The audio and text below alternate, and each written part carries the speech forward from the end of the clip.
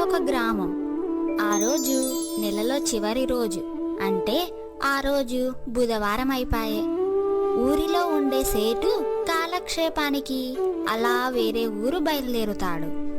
ఇంట్లో ఉండే బంగారం, కొంచెం డబ్బు అంతా బందోబస్తు చేసి వెళ్ళిపోతాడు. ఈ సేటు సంగతి పక్కన పెడితే ఎప్పటినుంచో కాసుకొని కూర్చున్న ముగ్గురు దొంగలున్నారు. ఆ దొంగల పేర్లు రంగడు, సోము, రాము. రంగడు కొంచెం తొందరబాటు స్వభావం కలిగినవాడు. సోము తెలివైన వాడిలా నటిస్తూ కుట్రలు చేసేవాడు. ఇక రాము మాత్రం అమాయకపు ముఖంతో కుట్రలు చేసేవాడు. అలా సేటు ఊరు వదిలి వెళ్ళిపోగానే ఈ ముగ్గురు దొంగలు, ఒరే రాము, సోము, ఆ సేటుగాడు ఊరు వదిలి వెళ్ళిపోయాడంట. మనకున్నది ఈరోజు రాత్రి మాత్రమే. మళ్ళీ ఇలాంటి రోజు వస్తుందో రాదో. తొందరగా ఆ నగలన్నింటినీ దొంగతనం చేసి వద్దాం పదా. ఆ ముగ్గురు దొంగలు ఒక ఒప్పందానికి వచ్చి సేటు ఇంట్లో దొంగతనం చేస్తారు. ఆ సేటు ఇంట్లో కాస్త ఎక్కువగానే బంగారు, నగలు, నాణ్యాలు దొంగలించారు. ఆ నగలన్నీ ఒక పెద్ద మూట చేసి కలిపి ఒక వైపుకు తగిలించుకొని త్వరగా పక్కూరి దారి పడతారు. పక్కూరికి వెళ్ళాలంటే అడవి దాటుకొని వెళ్ళాలి. అంత రాత్రైనా లెక్క చెయ్యకుండా అలానే వెళ్ళిపోతూ ఉంటారు. అడవి మార్గంలో వెళ్తూ ఉండగా వారికి బాగా ఆకలి వేసింది. ఆ ముగ్గురు దొంగలు బంగారు మూటతో అడవిలో నడుస్తూ అలిసిపోయి ఒక్కొక్క చెట్టు కింద కూర్చుంటారు. అబ్బో, ఈ సావుకారు ఇంట్లో నగలు మామూలుగా లేవురా నాయన. బరువుతో నా నడుము విరిగిపోయేటట్లుంది. కాసేపు ఇక్కడే విశ్రాంతి తీసుకొని వెళ్దాంలేరా. ఓరే నీ నడుము నొప్పి పాడుగాను. తలా ఒక చెయ్యి వేస్తే ఊరికి చేరొచ్చులేరా. అయినా ఈ ఆకలి ముందు నాకు ఆ బంగారం మూట కూడా తక్కువే అనిపిస్తోంది. నా కడుపులో ఎలకలు పరిగెడుతున్నాయి. ఒక్క పూట తినకుంటే చస్తావా ఏంట్రా? అంతలా విలవిల్లాడుతున్నావు. నీకు అంతలా ఆకలేస్తే మళ్ళీ వెనక్కెళ్ళి నువ్వు భోజనం చేసి మాకిద్దరికి తీసుకొని రాపో. అప్పటిదాకా నేను రంగడు ఈ మూటను కాపలా కాస్తాం. రాము మాత్రం ఆకలికి తట్టుకోలేక భోజనం కోసం మళ్ళీ వెనక్కి వెళ్ళిపోతాడు. ఆ గ్రామానికి వెళ్తున్న దారిలో రాము దొంగ బుద్ధి ఆలోచనతో తనలో తాను ఇలా అనుకుంటాడు. ఈ బంగారాన్నంతా ముగ్గురం 3 వాటాలుగా పంచుకుంటే నాకు 30% వస్తుంది. ఒకవేళ వాళ్ళిద్దరి సొమ్ము కూడా నాదైపోతే అప్పుడు ఈ ఊరికే సౌకార్ని కావచ్చు. అంటే ఆ ఇద్దరు చచ్చిపోతే ఈ మూట అంతా నాదే అవుతుంది. రాము ఎలాగైనా వాళ్ళిద్దరినీ చంపాలని పన్నాగం పండుతాడు. ఏం చేస్తే వీళ్ళిద్దరూ చచ్చిపోతారా అని కాస్త ఆలోచనలో పడతాడు. అలానే నడుచుకుంటూ హోటల్ దగ్గరికి వెళ్ళిపోతాడు. ఆ భోజనం చూస్తూనే రాము అన్నీ మర్చిపోయి ముందు భోజనం చేద్దామని అనుకుంటాడు. భోజనం చేస్తున్న సమయంలో ఒక ఆలోచన వస్తుంది. నేను ఎలాగో వాళ్ళిద్దరికి భోజనం తీసుకెళ్ళాలి. ఆ భోజనంలో విషం కలిపేస్తాను. వాళ్ళు అది తిని పరలోకానికి ప్రయాణం చేస్తారు. అప్పుడు నేను మహారాజులా బతుకుతాను. అబ్బా, ఊహిస్తేనే నా మనసుకు ఎంతో ప్రశాంతంగా ఉంది.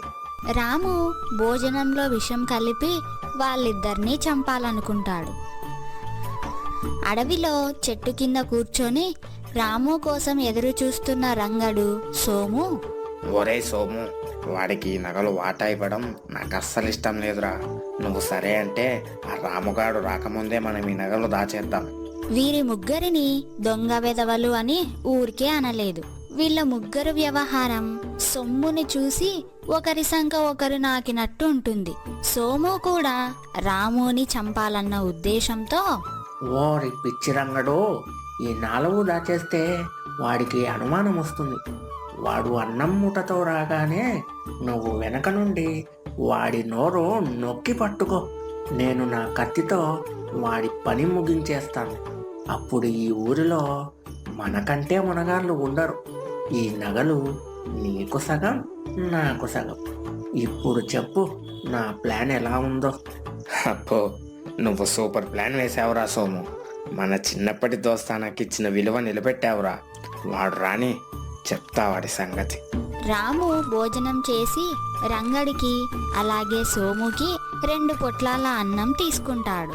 అలా అడవిలో వస్తూ ఉండగా ఒక తాత నీరసంగా ఒక చెట్టు కింద కూర్చుని కనిపిస్తాడు. ఆ తాత రాము కనబడగానే, ఇదిగో నాయనా, నా మొహం చూసైనా కాస్త ఆగు. పొద్దున్నుండి తిండి లేక కళ్ళు తిరుగుతున్నాయి. నీ చేతిలో అన్నం పొట్లాలు ఉన్నట్లున్నాయి. కాస్త పుణ్యం ఉంటుంది, ఒక్క ముద్ద పెట్టవా నాయనా? రాము విసుగ్గా మాట్లాడతాడు. పో ముసలాడా, నాకే తిండి సరిపోదు, నీకు పెట్టాలా? అయినా ఇది నీకు పెట్టే అన్నం కాదు. కొద్దిగా దూరం వెళ్తే హోటల్ వస్తుంది, అందులో భోజనం చేయపో. నన్ను విసిగించకుండా నా దారిన నన్ను వెళ్ళనివ్వు. ఓరి మూర్ఖుడా, నేను కనీసం పిడికెడు అన్నం కూడా అడగలేదు. ఏదో ఒక అన్నం ముద్ద ఇస్తావులే అని అడిగితే ఇలా మాట్లాడతావా? ఆకలి విలువ తెలియని వాడివి. ఆ అన్నం నీకు చేదుగా మారుతుంది, జాగ్రత్త. చూస్తుంటే నువ్వు ఏదో పాపం చేస్తున్నావని నీ మొహం చెబుతోంది. రాము ఆ ముసలాయన మీద విసుక్కుంటూ విర్రవీగుతూ ముందుకు వెళ్తాడు. ఆ ముసలి తాత పాపం నిట్టూరుస్తూ కాలం ఎవ్వరినీ వదలదు అని అక్కడే ఉండిపోతాడు.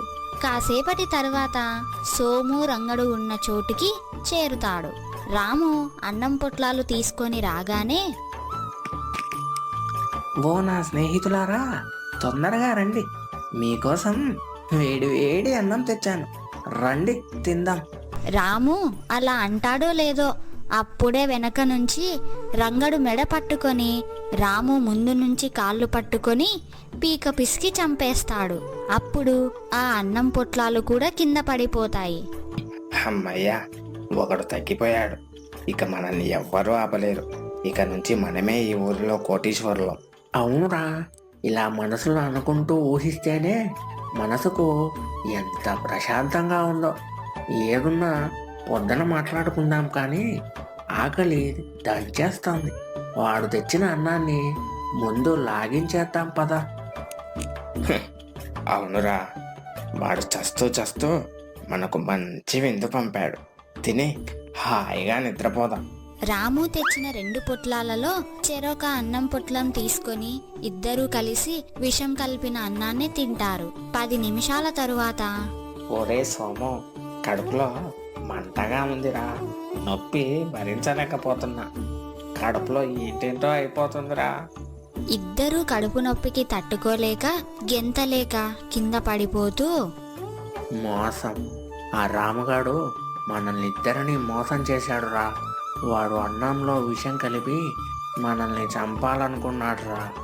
చివరికి ముగ్గురం చచ్చిపోయాం. చూశారు కదా, సోము తన తెలివితేటలతో కుట్ర చేశాడు. రంగడు తొందరపాటుతో దానికి సహకరించాడు. రాము తన స్వార్థంతో అందర్నీ చంపాలనుకున్నాడు. ఫలితం ముగ్గురు మట్టిలో కలిసిపోయారు. ఆ బంగారు మూట మాత్రం అడవిలోనే ఎవ్వరికీ కాకుండా ఉండిపోయింది. ఇతరులకు గొయ్యి తీస్తే ఆ గోతిలో మనమే పడతాం.